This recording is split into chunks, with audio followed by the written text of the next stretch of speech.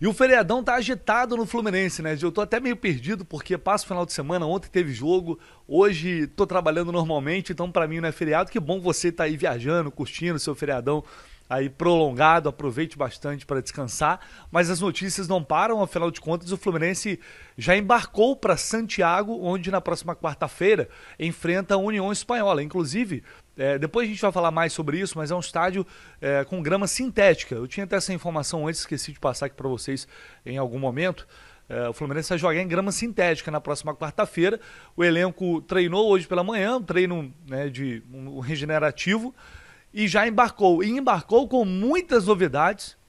E o Renato Gaúcho, no seu melhor estilo, sequer vai viajar para o Chile para acompanhar a delegação e comandar o time lá nessa partida, nessa terceira rodada da Copa Sul-Americana. Mas antes de falar sobre isso, vamos trazer aqui o áudio do VAR. O famigerado áudio do VAR foi divulgado pela CBF, do lance que gerou muita discussão. Já tem vídeos aqui no canal sobre isso, sobre a opinião de várias pessoas da imprensa, da mídia geral. A minha opinião vocês já sabem, e ela corrobora com a opinião da grande maioria de vocês que acreditam que o Fluminense foi prejudicado ontem, mais uma vez, para variar, de novo por esse árbitro, né? Pois bem, o áudio do VAR vou colocar aqui na tela para vocês. Não dá para deixar o lance rolando inteiro, porque por questões de direito de imagem, mas vamos ouvir a análise dos gênios, dos profissionais extremamente capacitados da CBF que avaliaram esse lance de ontem.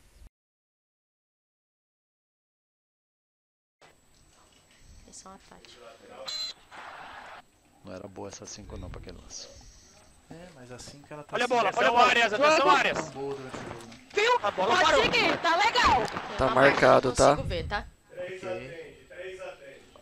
Possível penal. Tem uma marca. Muito bom, aqui, ô, Góis. Quando ele gira, ele fica de frente com o cara. Eu tô Fase bem de próximo. ataque, tá? Ok, Não Matheus, tá consigo ver chegando. nada de irregular. Vamos lá, tem um Vamos segurar pra- aqui Tava na do lado camisa lá, aqui. Góis, bem Vou te dar aberto. pela 1650, posso? Ele não Ele vai virar e viu o cara. Ele Tá de fala frente, que tem um 50. contato. Precisamos de uma baixa, tá? Pra ver se Mas não é o Matheus, impacto. segura. Eu não consigo avaliar o Segura. impacto. Câmera Tá, não é o... 5. Pra mim não é o que Câmera impacta, 3 tá? também, tá? Ele virou no cara. Repete a sua chegado, narrativa tá pra mim, bom? Matheus. Repete a sua narrativa pra mim. Oi? Você viu o quê? Desculpe. Oi, Góis. O que Eu vou você te dar viu? tem uma... a goal line. Ah, ele tá pedindo pra você narrar. Pra mim tem um contato sim, tipo de um agarrão, mas é exatamente igual ao da outra área. Ele sente esse contato e vai. Quando ele corta, não é o que impacta. Ele sente esse contato Velocidade normal, e que vai isso? ao solo quando Essa ele aqui? vira. Velocidade normal. Ok, então a narrativa é um agarrão e um agarrão no impacto. Ok. Que você entende que o Agora eu preciso só o capitão, Eu velho. também acho que não impacta, Oi, Góis, pode falar, impacta Cantão. pela Pode velocidade seguir, real. pode Ele seguir tem a ação de campo, tá? ele Velocidade tropeça real, dentro tá? da perna, mas Tá não é certo, por já causa foi. desse... Já foi. É que ele tá num processo de giro e isso potencializa a queda dele, tá? Então É o tem um movimento pequeno- de giro dele que tá levando o Vamos. corpo pra tem esquerda. um pequeno de um pequeno Não, mas, segurar, velho, tem como a contato, narrativa não do dá pra campo fazer tem um simulação, segurão, gente. E ele entende que isso não impacta. É isso, Matheus. Tem o contato. Os caras estão cobrando simulação. Ao vivo. Não, não é. Vai. Eu vejo um contato sim, eu tô do lado, não é isso. Parabéns, Matheus. Tá Parabéns. legal lá da ponta, pode seguir. Eu vou falar pra vocês uma coisa que eu falei bastante, bati bastante nessa tecla quando o Fluminense foi prejudicado no Barradão ano passado, num jogo também contra o Vitória.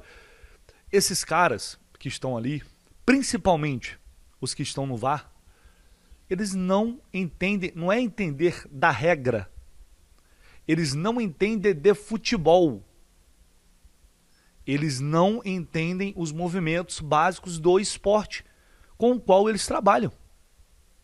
É simples, porque se você for ver a análise final ali, a árbitra que está lá, uma das assistentes no VAR, falando, não tem que dar simulação, porque houve o contato.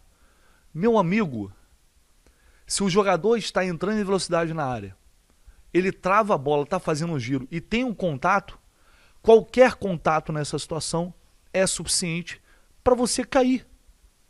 E é suficiente para você marcar um pênalti. É muito simples. Quando você está fazendo um movimento daquele, você trava a bola e vai tentar arrastar, virar o corpo para ir para o outro lado, e vem alguém e te dá um puxão, mesmo que leve, você vai desequilibrar e vai cair.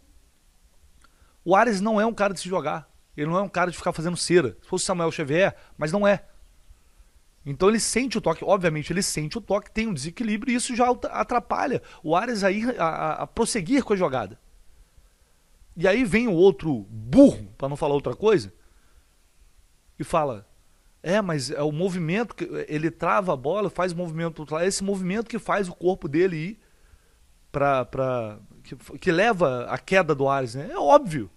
Exatamente por isso, porque tem um movimento que ele está travando, dando corte para ir para mudar de direção, exatamente por isso, quando tem esse contato, esse puxão mesmo que leve, o corpo dele, se ele já está com uma tendência a ir para lá, se tem um puxão, obviamente o cara vai cair e vai se desequilibrar. Então eles fazem o diagnóstico da parada, eles estão vendo e com todo o recurso, todas as imagens, eles fazem o diagnóstico, mas a decisão é o oposto. A decisão não privilegia a lógica do movimento do jogo. A decisão privilegia uma lógica, como que eu posso classificar isso?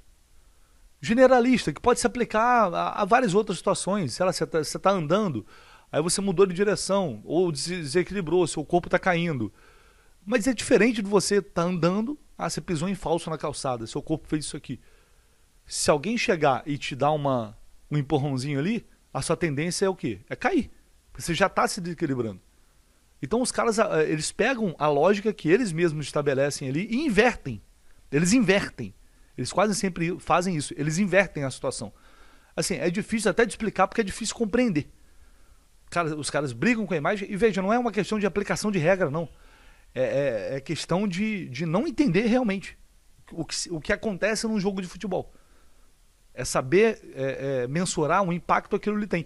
E, de novo, esse árbitro prejudicou o Fluminense ano passado e tal, tudo bem, mas eu acho que é muito pior o VAR do que ele, porque ali fica difícil o cara, na velocidade do jogo, ele mensurar se houve ou se não houve o puxão. É uma questão de interpretação na hora, é muito rápido. Eu não julgo, sinceramente, o árbitro não marcar esse pênalti dentro do campo, porque, como eu falei, sigo com a opinião de que não é um negócio escandaloso. Mas quando vai pro vídeo, os caras estão lá só para isso. E aí eles aplicam a regra desse jeito, eles narram a situação dessa forma, realmente fica muito difícil compreender. Fica muito difícil compreender. É impressionante. E é isso. É o campeonato inteiro isso daí. Hoje é o Fluminense reclamando, amanhã vai ser outro. Semana que vem tem clássico, aí acontece outra merda e assim a gente vai. Porque não querem resolver o problema de fato. A CBF está preocupada com outras coisas, né? Inclusive, Vitória é o time do senhor Edinaldo Rodrigues, que é o presidente da CBF. A CBF está preocupada com outras coisas mais importantes, né? Tem que... Bom, eu vou parar por aqui, porque senão depois ainda sobra para mim. Mas é isso, meus amigos. Infelizmente, o futebol brasileiro é isso. Deixe aí sua opinião sobre mais esse áudio do VAR. E se você puder deixar o seu like, também se inscreva aí no canal, tá? Conto muito com vocês. Dê essa força aí, é fundamental a participação, a ajuda de todos. Vou também deixar aqui no comentário fixado o link para Mais Ágil, tá sempre ajudando, fomentando aqui essa parceria que é muito importante para o crescimento do canal. A Mais Ágil está no mercado financeiro há muitos anos já, ajudando a milhares de clientes a anteciparem o FGTS, o seu fundo de garantia. Se você aquele dinheiro está lá parado, está precisando de uma grana na mão agora para resolver alguma coisa na tua vida, a Mais Ágil faz isso. Ela antecipa o seu fundo de garantia. Mas claro, você tem que se informar bem sobre as taxas, o passo a passo, como que isso é feito, até para você não fazer algo que depois você vai se arrepender. Então entre em contato através deste link, vai ter uma equipe lá pronta para te atender. Vamos falar sobre o jogo de quarta-feira contra o União Espanhola, mais uma rodada da Copa Sul-Americana e mudou tudo, hein? O Renato surpreendeu, não surpreendeu em relação a uma escalação provavelmente com um time todo reserva, mas a surpresa está no seguinte: sequer o próprio Renato Gaúcho viajará para Santiago para comandar o time à beira do gramado. O auxiliar Alexandre Mendes é quem vai comandar a equipe. O Fluminense, por sinal, já embarcou para Santiago. O time hoje só se reapresentou no CT, principalmente jogadores que atuaram ontem, e os titulares não vão viajar. Muitos garotos com isso terão a oportunidade neste confronto também, e finalmente poderemos ver, por exemplo, Lescano começando o jogo, talvez Lavega. Vou passar para vocês aqui a lista dos jogadores que viajaram para Santiago. São eles, os goleiros Gustavo Ramalho, Vitor Eudes, Kevin Vinícius, laterais Júlio Fidelis, Léo Jance e Wagner. Nenhum lateral que faz parte do time profissional viajou. O Léo Jance está ganhando oportunidade agora. Zagueiros Caio Amaral, Davi Schundes, Gustavo Sintra, Manuel e Thiago Santos. Volantes Bernal, Doman, Nonato, e o Wallace Davi, meias Lescano, Thiago Henrique e Fábio Henrique. Então, certamente o Lescano vai começar esse jogo. Atacantes Everaldo, Kelvin, Keno, Serna, Lavega, Paulo Baia, Wesley, Natan e Kevin. Esses são os jogadores do Fluminense que viajaram para Santiago na manhã desta segunda-feira. Então, gente, vamos lá. É claro que a prioridade tem que ser o clássico do próximo sábado contra o Botafogo. Já falei isso, acho que não tem discussão. A prioridade tem que ser esse clássico. Então, por isso, todo o planejamento está indo nesse sentido, até porque o Fluminense já venceu os 2 primeiros jogos na Sul-Americana. Agora é um jogo fora, mas é uma situação, é uma equipe também que tecnicamente é bem abaixo, pelo que a gente já viu.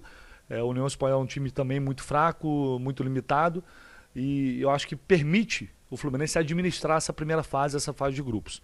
Então não consigo julgar isso, e acho que ainda mais depois desse tropeço contra o Vitória, o jogo contra o Botafogo ganha ainda mais importância, mesmo sendo mando ali do Botafogo. Só uma coisa que eu não sei se concordo 100%, é o Renato não viajar. Mas, por outro lado, eu entendo que ficando no Rio de Janeiro, ele tem toda a semana para comandar o time. Porque se ele viaja para Santiago, ele já tem que ir para lá hoje. Vai comandar uma equipe que não vai ser a que vai atuar final de semana contra o Botafogo. E aí volta depois do jogo, chega aqui quinta-feira não dá para treinar direito, basicamente só tem o treino de sexta-feira para trabalhar a equipe. Então muita gente vai falar, tá aí, o Renato já começou a fazer as dele, quer ficar aqui para jogar futebol ali. Primeiro tá chovendo no Rio de Janeiro, hoje tá chovendo já desde ontem. Mas, falando sério, eu não sou muito a favor desse negócio de técnico não viajar, mesmo quando manda um time alternativo, mas nesse caso especificamente eu entendo, porque senão você acaba perdendo a semana de trabalho. E ficando aqui, ele pode focar no time que de fato vai enfrentar o Botafogo no final de semana. É um time que vai atuar, ele tem tempo para trabalhar aspectos, jogadas ensaiadas, uma série de nuances que viajando para Santiago, ele dificilmente teria como fazer isso, até porque, por mais que seja um jogo que está em segundo plano, você tem que trabalhar e preparar o time para aquele jogo. E aí o Alexandre Mendes vai viajar e vai fazer isso lá no Chile. E, obviamente, é uma pessoa da confiança ali do Renato. Então, a princípio, eu não vejo muito problema pela situação estar ali controlada, por tudo tá mais ou menos encaminhado ali. Não vou dizer encaminhado, mas, enfim, depois de 2 vitórias na Sul-Americana, eu acho que permite isso. Esse jogo é fora de casa, tem os jogos em casa ainda. Então, acho que a estratégia, a decisão de poupar e de focar no jogo do próximo sábado, ainda mais depois dessa sequência ridícula de derrotas que o Botafogo já não ganha já há muito tempo, eu acho que é correta e entendo, nesse caso, o Renato ficar aqui para trabalhar o time no Rio de Janeiro. Bom, é isso, a gente vai ficando por aqui, depois a gente volta com mais informações ao longo do dia, conforme elas forem surgindo, até porque o que não falta é novidade. Inclusive tem até um convidado especial aqui atrás, passando aqui atrás, participando do vídeo aqui. Valeu, pessoal, um abraço, tamo junto.